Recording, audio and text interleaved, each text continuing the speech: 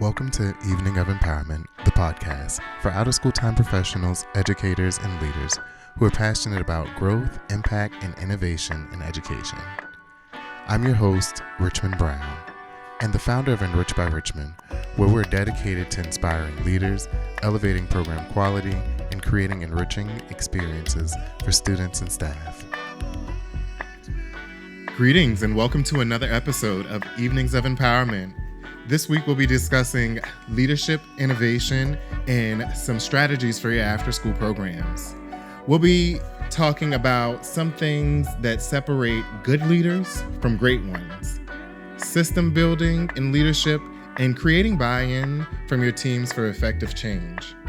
I'm your host, Richmond Brown, and I'm super excited that you've decided to join me on this episode, and I hope you are able to take away so much from this conversation and discussion. If you are new here, I want to invite you to my website quickly, www.enrichedbyrichmond.com. And I also want to invite you to subscribe and like previous episodes and also share with anyone who you feel will be positively impacted by this message. So, let's dive in.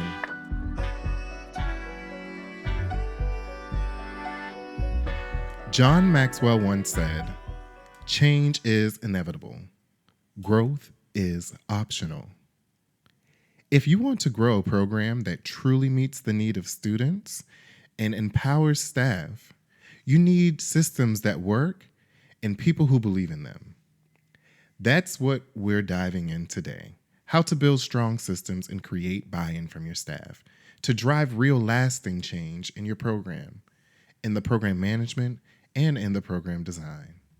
So let's start talking about the power of systems in leadership.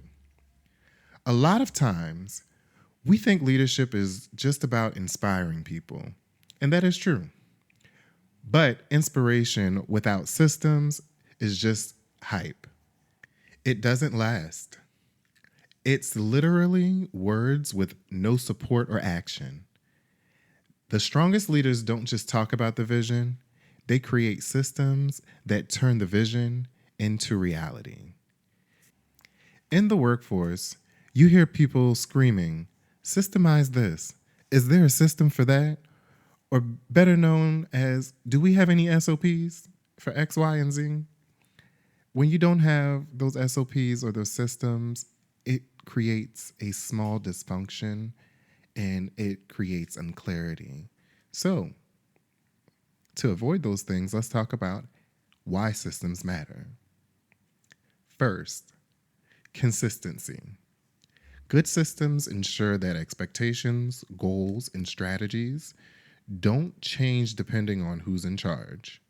Regardless of the leadership shift, the systems that are in place are there to system. The system is the system to ensure equity and consistency. As leaders, we do know that systems do have to change due to certain circumstances. But at the end of the day, we want to ensure that we are creating clear and concise practices across all avenues to ensure that we have a clear direction for our teams moving forward.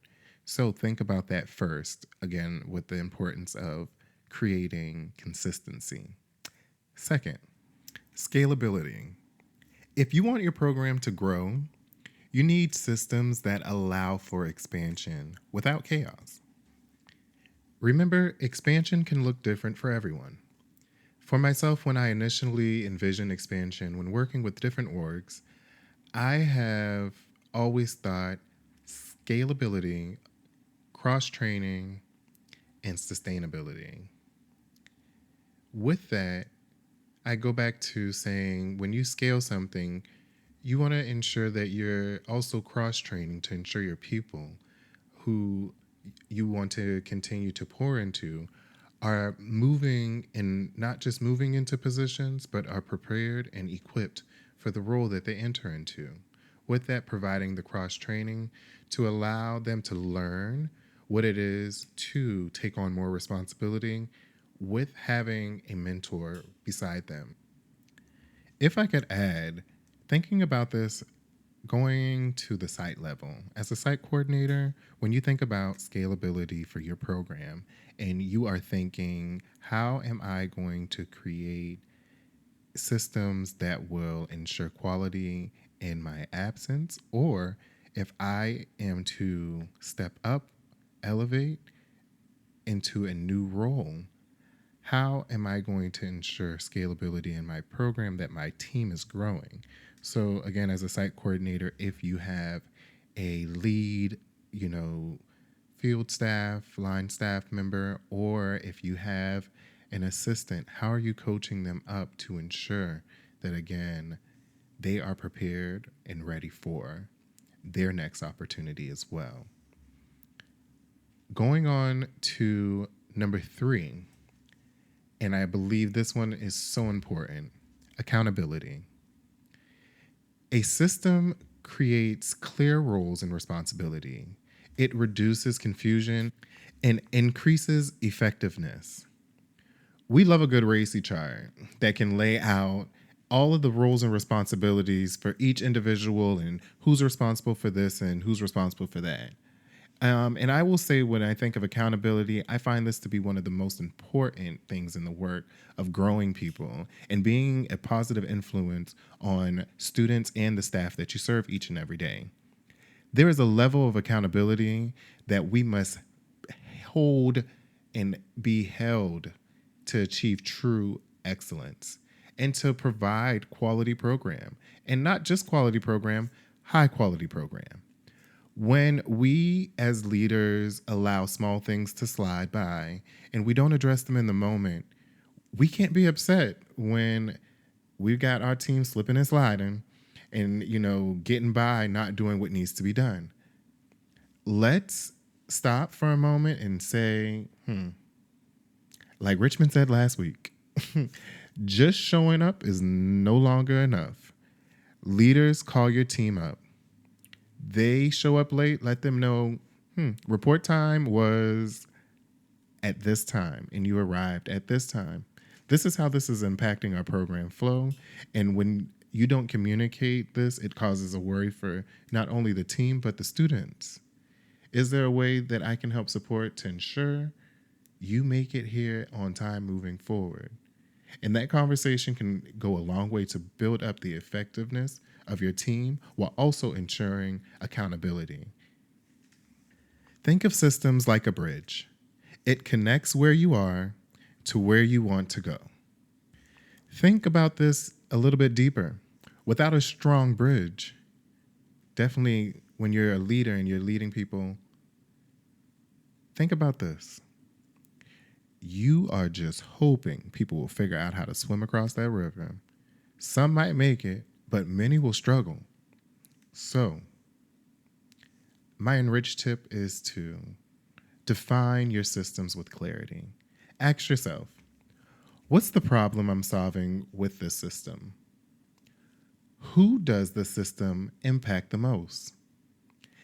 Is this system simple enough for people to follow, yet strong enough to drive real change and be effective? If you don't define the systems, people will create their own, and that leads to inconsistency. Now, let's discuss creating buy-in from your staff. My quote for you is, it doesn't matter how good the system is, if your team doesn't believe in it, they won't follow it. So how do you create buy-in? Let's break it down. First is to involve your team in the process. People support what they help create. If you build a system in isolation and just hand it down, your staff will feel like it's being done to them instead of being built with or for them. Ask for their input. Have them test out the processes before making the final decision. Ask if they see any gaps, barriers, or further opportunities. Let them know their voice matters, as they play a huge purpose in the success of the implementation. Second, I'd say, show the why before the how. Simon Sinek says, people don't buy what you do, they buy why you do it. In so many words, he suggests that people are more likely to support something if they understand its purpose. If you want buy-in, connect the system to the mission. Explain how it helps students, how it makes the staff roles easier, or how it supports the long-term success of your program. Third, celebrate early wins. Change can feel overwhelming, but when people see success, even small success, they're more likely to commit. Celebrate progress, highlight the impact, and recognize those who embrace the change. I'm going to say that one more time. Celebrate your progress, highlight the impact, and recognize those who are embracing the change. So let's do this. I'm going to give you a great example. So your program is struggling with homework time or the component that you insert here. You want it to be more intentional. You want to strengthen the outcomes of that time. So let's get a little innovative with our approach and the work that we do. Remember, this is after school now. So let's bring this all together, what we just talked about. All right, so you saw your team members struggling in an area, such as homework, and they're having a hard time making the homework effective for the students. And every time you do that walkthrough, there's a concern. Let's recap what we just learned. First, involve your team in the process. Conversation starter could be, insert staff member's name here. I really enjoy your enthusiasm in the work that you do each and every day. I was so excited to come observe your class this past week, and I wanted to provide you some feedback on the things that I saw that I really liked, and I want to also get your input and support on things that we could possibly elevate in this space. In that conversation, you also want to remind them of the why, and you can let them know, I want you to understand that I want you to be included in the process so that you are able to share your valuable insight on what you believe can be successful with the students, being that you are with them each and every day, while also knowing that you have already made great connections with the students. So them knowing you are going to hold them to a standard is going to really help us ensure that what we have promised our families and what we promise our students and our schools is going to happen. In that, you just reminded them not of just the why it's important for us to get this done, but also the value that they bring into the space. I heard it best this week in a conversation that I had when it came down to discussing, the struggles of homework. And, we always say it goes to the leader in the space. Definitely, as after school professionals, students can read if you care or not. And when you don't care about something, they won't put the same effort in. They will not put the effort into getting the homework done when you approach it with a don't care attitude. So we have to shift that approach. And so, again, making your educators understand that kids know if they have a bad attitude about something, why should they care about doing it? Once you have ensured that why is clear, then you can start creating the how-to. As I have been focusing on attempting to polish homework time within the work that I do with older youth, I've come to the conclusion that an hour is too long for any scholar or student to have to sit to do homework. It's after school, right? With that, I have been offering the suggestion that I want to break down and also offer to all those listening. So, shifting homework time to a productive space and center and shifting it to maybe a homework center where you're offering different offerings. So I'm going to set the space for us as a leader in the space. Break the day down, break that schedule down for the students. Your first 3 minutes is your homework center focus. Have your students make a choice between focusing on their homework, focusing on, a device, focusing on a academic software that you may have, and then also offering free reading, math game centers for them to do silent games. Get creative and bring in TED Talk reviews. Or if you think of students who may not have the love for always reading themselves, or also may need the support because, again, they want to ensure that they comprehend, get creative and bring audiobooks and connect with your local libraries to get accounts for your students so that they can get that access.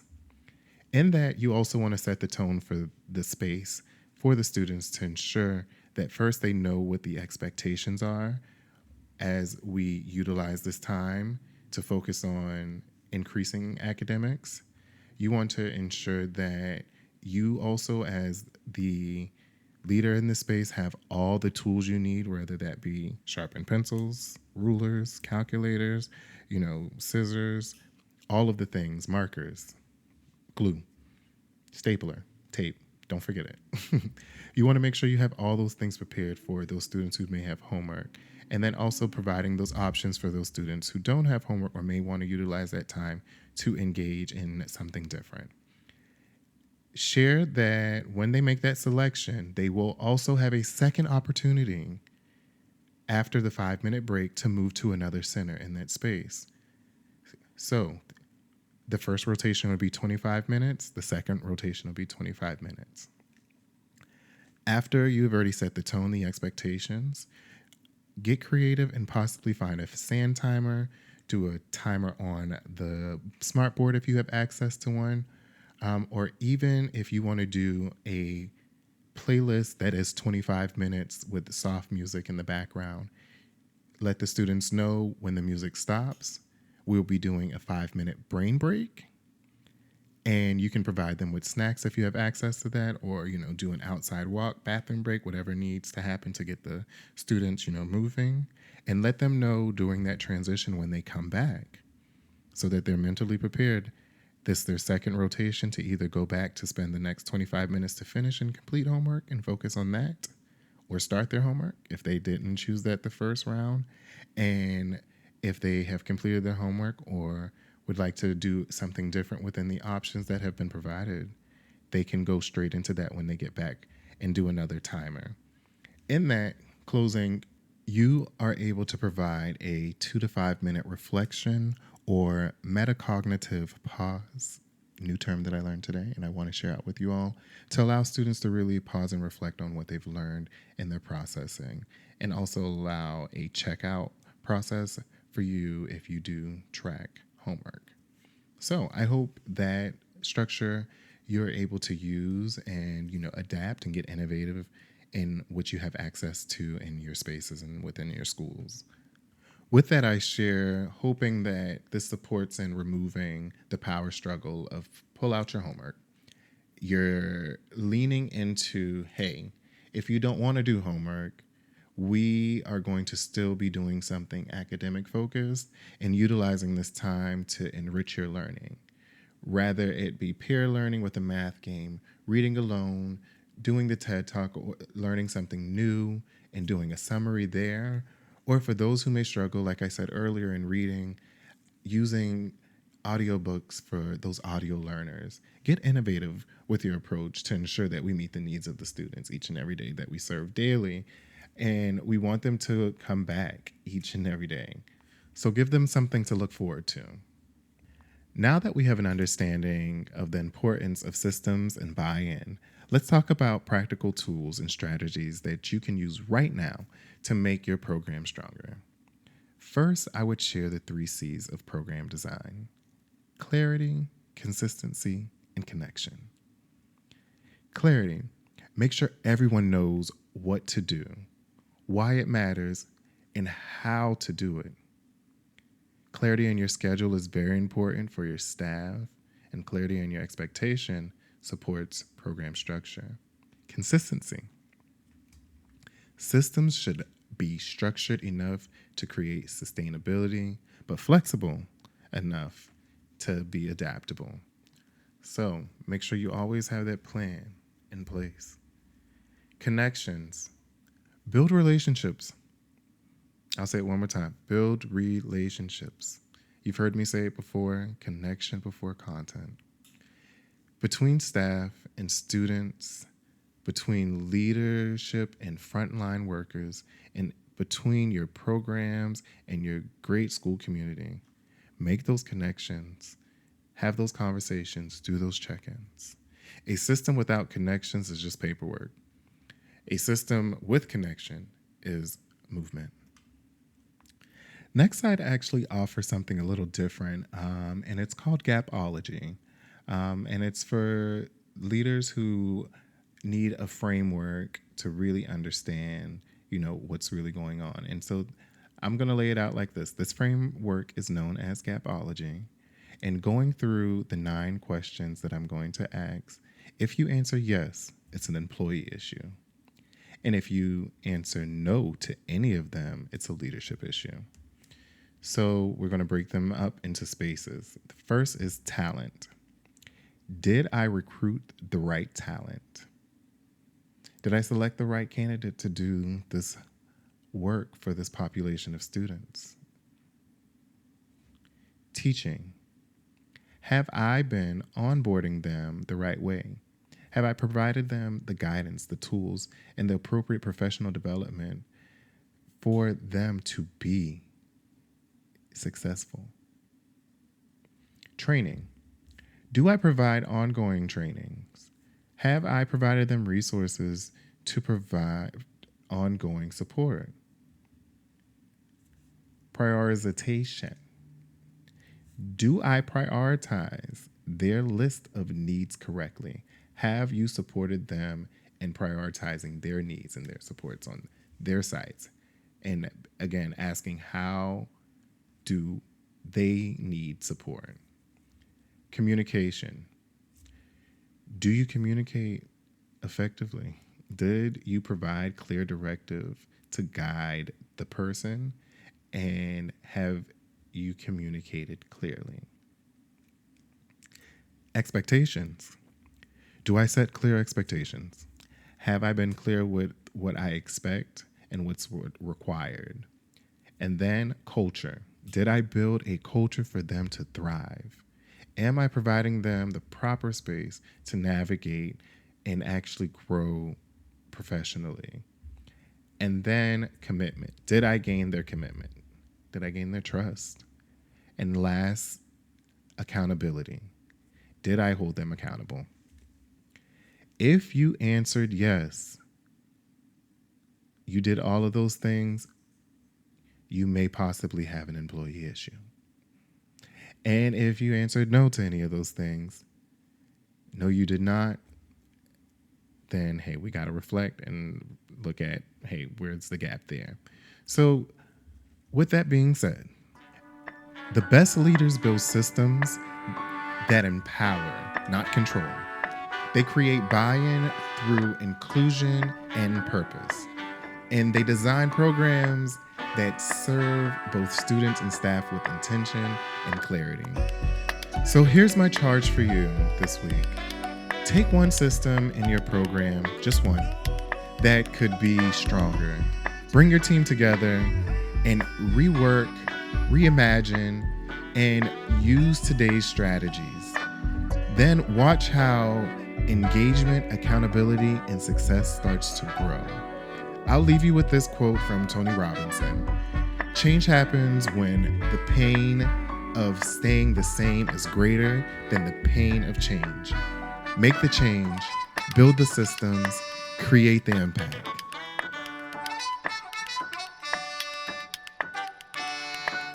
Before I let you go, I do want to give you 2 reminders that, again, this month, I will be in the Nevada After School Showcase in Reno, and I'm super excited to connect with all the after school professionals in the space and discuss, how we can support each other in the expanded learning community. So if you're going, please reach out, let's connect, and I look forward to seeing you there.